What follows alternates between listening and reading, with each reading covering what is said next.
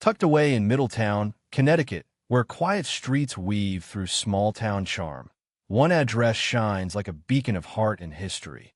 121 Silver Street. Behind an ornate iron gate, framed by dozens of statues and grand columns salvaged from a lost city hall, lived Dr. George Bitgood, Jr., a veterinarian whose boundless compassion and eccentricity made him a local legend. His home wasn't just a clinic, it was a fortress of kindness, a haven where animals were saved for pennies or nothing at all. It didn't matter the time of day or night, or whether there was money to pay. Dr. George Bitgood, Jr. would help the animals, wrote the Hartford Courant in 1998. From charging a little girl just $20 to save her beloved cat to healing countless strays, he was a hero unlike any other. Who was this remarkable man, the last of his kind, and why does his Silver Street haven still captivate Middletown? Today, we're celebrating one of Connecticut's greatest stories, a tale that'll warm your heart. Stay with us. This is a journey you'll cherish. Dr. George Bitgood, Jr. arrived in Middletown in 1935, taking over his uncle Ellsworth's veterinary practice on Silver Street. Born in New London in 1904, he carried a family legacy of animal care that spanned over a century. Between them, the Bitgood vets served pets in Middletown for more than a century, the Hartford Courant reported in 1998.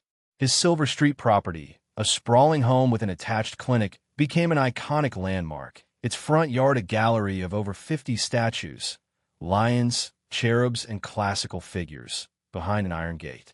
The driveway, lined with columns from Middletown's old city hall, gave it a regal, almost museum-like air.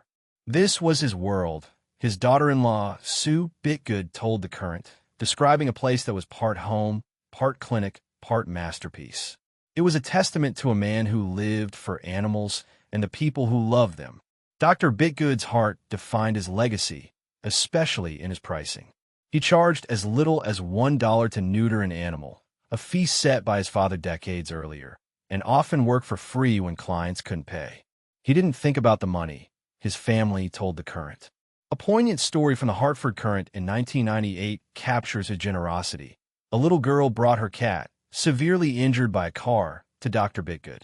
He nursed it back to health over weeks, a process Beverly Bitgood said probably should have been in the hundreds. Knowing the family's struggles, he asked the girl how much her allowance was and how much she'd saved.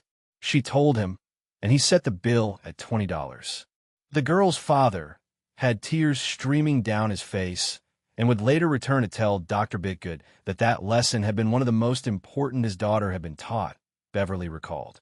This act of kindness left a lasting mark, showing Dr. Bitgood's belief in teaching compassion as much as practicing it. His generosity touched countless others. Darlene Jabaji of Meriden, a client since the 1960s, told the Courant, "Every time we saw Dr. Bitgood, he was trying to place another homeless creature with the family. Once, when we already had 4 dogs, he observed that we didn't have a white one yet. He took in every stray, injured wildlife, or roadkill brought by police, finding homes at his own expense." Retired Officer Raymond Osura recalled, "When I was a Middletown policeman, we'd bring him injured animals and animals who were sick, and he would take them every time, per the Courant.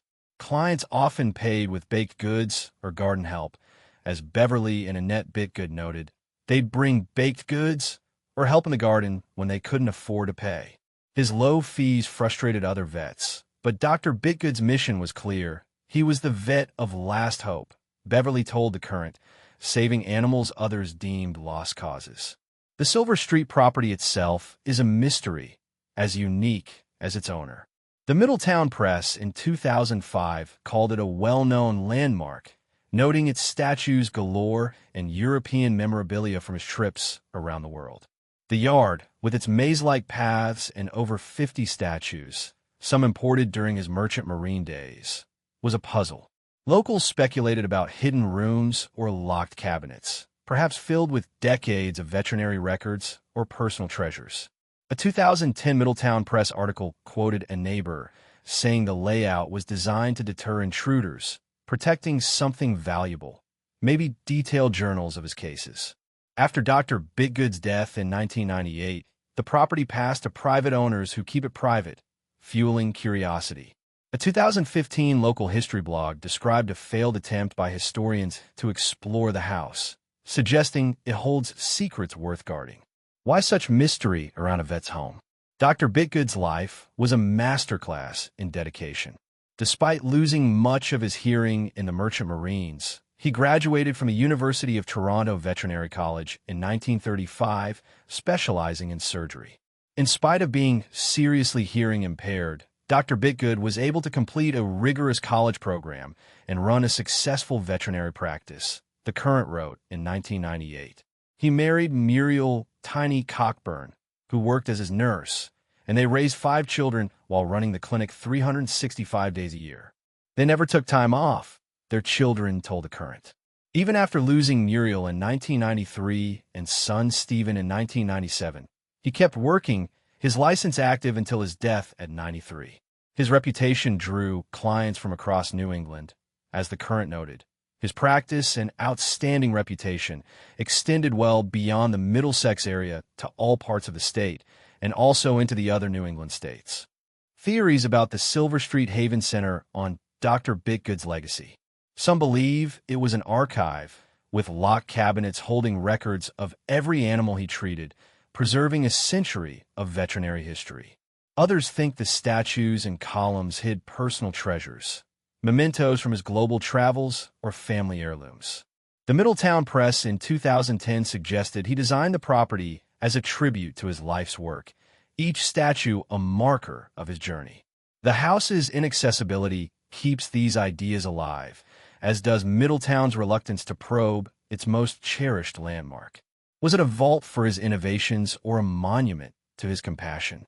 The mystery only enhances his legend as a man who gave everything to others. Dr. George Bitgood Jr. was truly the last of his kind, a veterinarian who put animals and people above profit, whose Silver Street Haven remains a symbol of his greatness. He was the last of a breed, Darlene Jabaji told the Current, a truth echoed by all who knew him. Drive by 121, Silver Street today, and the gate, statues, and columns stand as a tribute to a hero who charged $20 to teach a little girl the value of kindness. His story reminds us that true heroism lies in giving without expecting return.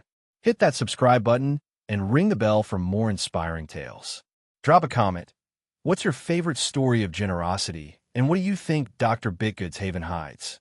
Let's honor this Connecticut legend together.